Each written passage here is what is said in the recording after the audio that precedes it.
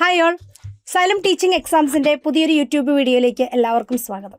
അപ്പം നമ്മൾ ഇംഗ്ലീഷിൻ്റെ കേട്ടറ്റിൻ്റെ എക്സാംസ് ഒക്കെ അടുത്ത് വരുവാണല്ലേ. അപ്പോൾ നിങ്ങൾ പഠിത്തം നിങ്ങളുടെ ഏറ്റവും നല്ല ഉച്ചസ്ഥായിയിൽ നിൽക്കുന്നൊരു സമയമാണ്.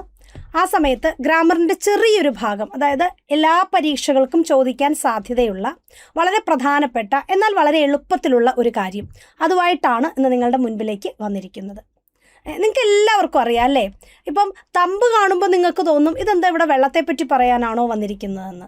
ആ വെള്ളവുമായിട്ട് നമുക്ക് എന്തുണ്ട്, ഇവിടെ ഒരു ബന്ധമുണ്ട്. നമുക്ക് നോക്കാം എന്താണ് എന്നുള്ളത്.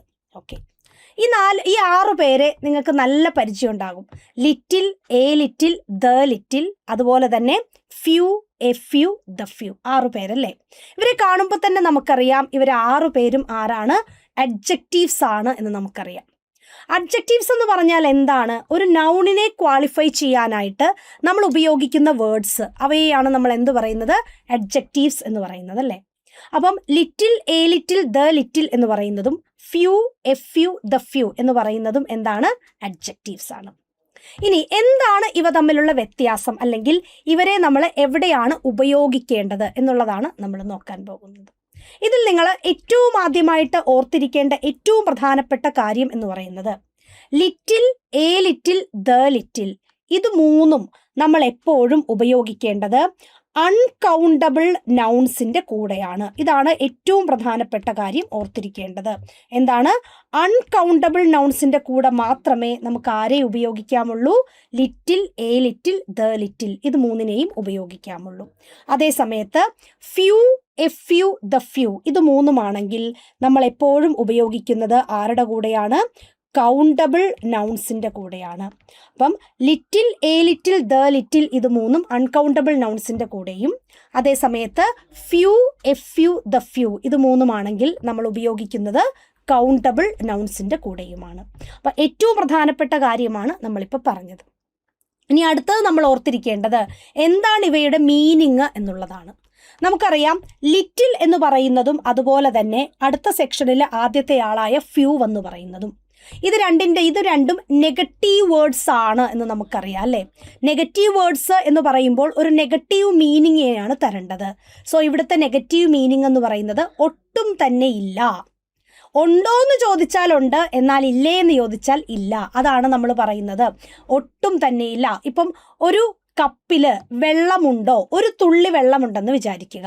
അപ്പോൾ നമ്മളോട് വെള്ളമുണ്ടോ എന്ന് ചോദിച്ചാൽ നമുക്ക് ഒരിക്കലും ഇല്ല എന്ന് പറയാൻ പറ്റില്ല അല്ലേ, കാരണം അതിലൊരു തുള്ളിയുണ്ട്. എന്നാവട്ടെ അതുകൊണ്ട് എന്തെങ്കിലും പ്രയോജനമുണ്ടോ?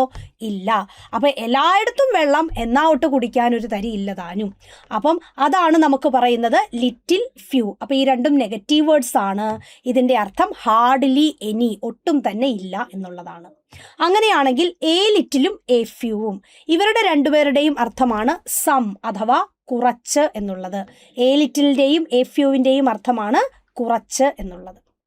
അടുത്തത് ദ ലിറ്റിൽ, ദ ഫ്യൂ, ഇത് രണ്ടും നമ്മൾ ഉപയോഗിക്കുന്നത് അവശേഷിക്കുന്നത് മുഴുവൻ, അല്ലെങ്കിൽ എത്രത്തോളമാണോ അത്രത്തോളം, എത്രമാത്രം ഉണ്ടായിരുന്നോ അത്രമാത്രം എന്നുള്ള അർത്ഥത്തിലാണ് നമ്മൾ ആരെ ഉപയോഗിക്കുന്നത്, ദ ലിറ്റിലിനെയും ദ ഫ്യൂവിനെയും ഉപയോഗിക്കുന്നത്. അപ്പം ഈ 6 അഡ്ജക്റ്റീവ്സും നിങ്ങൾക്ക് സെറ്റായി. ആരുടെ കൂടെയാണ് ഉപയോഗിക്കേണ്ടത്, എന്താണ് ഇവരുടെ മീനിങ് എന്നുള്ളത്. അങ്ങനെയാണെങ്കിൽ നമുക്ക് കുറച്ച് ക്വസ്റ്റ്യൻസും കൂടെ നോക്കിയാലോ, എങ്ങനെയാണ് ഇവയെ ഉപയോഗിക്കേണ്ടത് എന്നുള്ളത്. അതിനു മുൻപായിട്ട് നിങ്ങളോട് ഏറ്റവും പ്രധാനപ്പെട്ട ഒരു കാര്യം പറയാനുണ്ട്. സൈലത്തിൽ നമ്മൾ കേട്ടറ്റിൻ്റെ എല്ലാ കോഴ്സുകളും നമ്മൾ സ്റ്റാർട്ട് ചെയ്തിട്ടുണ്ട്. ഓൾറെഡി നിങ്ങൾക്കറിയാം കേട്ടറ്റിൻ്റെ പ്രിപ്പറേഷന് വേണ്ടിയിട്ട് നിങ്ങൾക്ക് കേട്ടറ്റിൻ്റെ 1ഉം 2ഉം 2 കോഴ്സസും ഉണ്ട്. കേട്ടറ്റ് 1ന് 1999 രൂപയാണ് കോഴ്സ് ഫീ എങ്കിൽ കേട്ടറ്റ് 2വിന് 2499 രൂപയാണ് course fee. Live plus recorded ആണ് നമുക്ക് ഈ 2 ക്ലാസ്സുകളും കൊടുക്കുന്നത്. അതുപോലെ തന്നെ കേട്ടറ്റ് 3യുടെ മാത്സിന് 3999 രൂപയാണ് ഫീസ്. ഇതും ലൈവ് പ്ലസ് റെക്കോർഡിംഗ് ആണ്. ദെൻ കേട്ടറ്റ് 3യുടെ ഇംഗ്ലീഷിൻ്റെയും ലൈവ് സെക്ഷൻ ഉണ്ട്. കേട്ടറ്റ് 3യുടെ നാച്ചുറൽ സയൻസിൻ്റെയും നമുക്ക് ലൈവ് പ്ലസ് റെക്കോർഡിംഗ് ഉണ്ട്. ഇതിനും നമുക്ക് 3499 രൂപയും, നാച്ചുറൽ സയൻസ് ആണെങ്കിൽ 2999 രൂപയുമാണ് ഫീസ്. ഓക്കെ, അതുപോലെ തന്നെ കേട്ടറ്റ് 3യുടെ സോഷ്യൽ സയൻസ് ബാച്ച് ആണെങ്കിൽ അത് നമുക്ക് റെക്കോർഡിംഗ് ആണ്. അതുപോലെ തന്നെ നാച്ചുറൽ സയൻസിൻ്റെയും നമുക്ക് ലൈവ് അല്ല, റെക്കോർഡിംഗ് ആണ്. ഇതിനും നമുക്ക് 2999 രൂപയാണ്. അപ്പോൾ ഇംഗ്ലീഷും മാത്സുമാണ് നമുക്ക് ലൈവ് പ്ലസ് റെക്കോർഡിംഗ് ഉള്ളത്. നാച്ചുറൽ സയൻസും സോഷ്യൽ സയൻസും നമുക്ക് റെക്കോർഡഡ് ബാച്ചസ് ആയിരിക്കും ഉണ്ടാവുന്നത്. അതുപോലെ തന്നെ എന്താണ്, ഫിസിക്കൽ സയൻസിൻ്റെയും നമുക്ക് റെക്കോർഡഡ് ബാച്ച് സൈലത്തിൽ അവൈലബിൾ ആണ്. അതിനും നമുക്ക് 2999 രൂപയായിരിക്കും ഫീസ്. ഇനി ഈ ഓൺലൈൻ കോഴ്സുകൾ എടുക്കാൻ സാഹചര്യങ്ങൾ മൂലം എന്തെങ്കിലും എടുക്കാൻ സാധിക്കാത്തവർക്കോ അല്ലെങ്കിൽ എടുത്താൽ തന്നെ ക്ലാസ്സുകൾ കാണാൻ സാധിക്കത്തില്ല എന്ന് ഉറപ്പുള്ളവർക്കോ വേണ്ടിയിട്ട് നമ്മൾ എന്ത് ചെയ്തിട്ടുണ്ട്, സൈലത്തിൽ നമ്മൾ ബുക്സ്, കേട്ടറ്റിൻ്റെ ബുക്സ് അവൈലബിൾ ആക്കിയിട്ടുണ്ട്. സോ നിങ്ങൾക്ക് സൈലത്തിൻ്റെ എല്ലാ ഓൺലൈൻ സ്റ്റോറുകളിൽ നിന്നോ അല്ലെങ്കിൽ എല്ലാ സൈലത്തിൻ്റെ ഓഫ്ലൈൻ സെൻറ്ററുകളിൽ നിന്നോ ഈ ബുക്കുകളെല്ലാം അവൈലബിൾ ആണ്. 1299 രൂപയാണ് ഇവയുടെ ഫീസ് എന്ന് പറയുന്നത്. അപ്പോൾ തീർച്ചയായിട്ടും ഇനിയും ചേർന്നിട്ടില്ലാത്ത ആരെങ്കിലും ഉണ്ടെങ്കിൽ എത്രയും പെട്ടെന്ന് എന്ത് ചെയ്യുക, നമ്മുടെ പുതിയ കോഴ്സിലേക്ക് ചേരുകയോ അല്ലെങ്കിൽ ബുക്ക് പർച്ചേസ് ചെയ്യുകയോ ചെയ്യുക. LPUPയുടെ എക്സാം നമുക്ക് അടുത്ത വർഷമാണ് വരുന്നത്.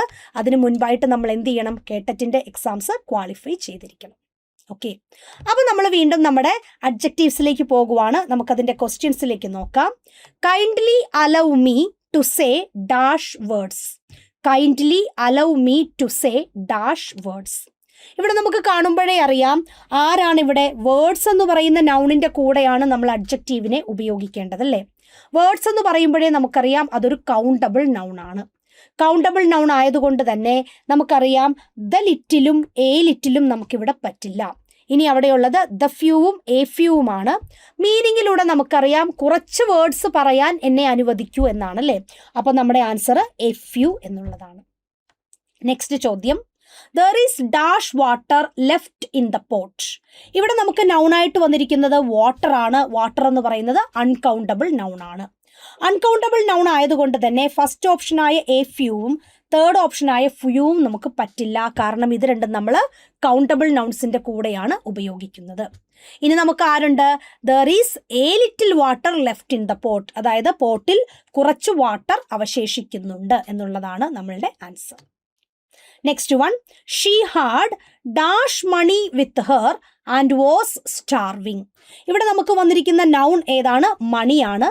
മണി എന്ന് പറയുന്നത് നമുക്കറിയാം അൺകൗണ്ടബിൾ നൗൺ ആയിട്ടാണ് നമ്മൾ കണക്കാക്കുന്നത്.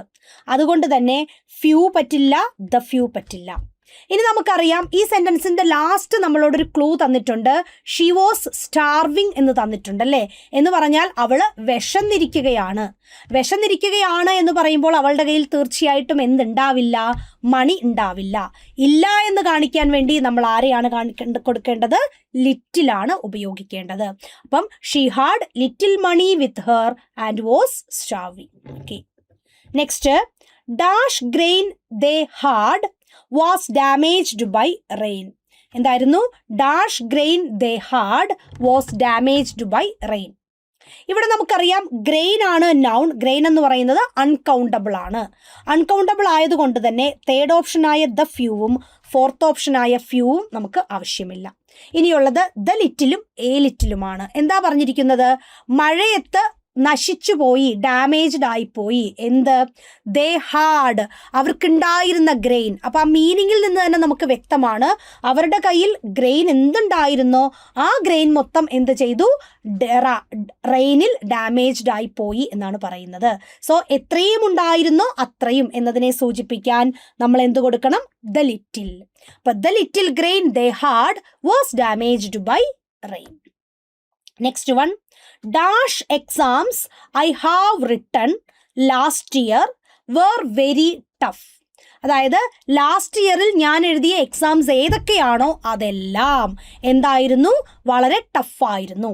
എക്സാം എന്ന് പറയുന്നത് കൗണ്ടബിൾ നൗൺ ആയതുകൊണ്ട് തന്നെ നമുക്ക് ഏത് കൊടുത്താൽ മതി, ദ ഫ്യൂ ആണ് കൊടുക്കേണ്ടത്. ദ ഫ്യൂ എക്സാംസ്, എത്ര എക്സാംസ് ഞാൻ എഴുതിയിരുന്നോ അവയെല്ലാം എന്തായിരുന്നു, വളരെ ടഫായിരുന്നു. നെക്സ്റ്റ് വരുന്നത്, dash knowledge is a dangerous thing. ഒരു പ്രോവർബാണ് അല്ലേ. എന്താണ്, അല്പജ്ഞാനം ആപത്ത്. നമ്മൾ മലയാളത്തിൽ കേട്ടിട്ടുണ്ടല്ലേ. അപ്പം എന്താണ് അല്പജ്ഞാനം, അതായത് കുറച്ച് എന്തെങ്കിലുമൊക്കെ അറിയാം എന്ന് വെച്ചുകൊണ്ടിരിക്കുന്നത്. So a little knowledge is a dangerous thing. കാരണം നോളജ് അൺകൗണ്ടബിൾ ആണ്. അടുത്തത് എന്താ പറഞ്ഞിരിക്കുന്നത്, I have written dash exams last year. കഴിഞ്ഞ വർഷം ഞാൻ കുറച്ച് എക്സാംസ് എഴുതിയിട്ടുണ്ട് എന്നാണ് പറയുന്നത് അല്ലേ. അപ്പോൾ എക്സാംസ് കൗണ്ടബിൾ ആയത് കാരണം തന്നെ നമ്മളുടെ ആൻസർ ഏതാണ്, എക്സാംസ് കൗണ്ടബിൾ ആണ്. അതുകൊണ്ട് തന്നെ നമ്മുടെ ആൻസർ വരുന്നത് ഏതാണ്?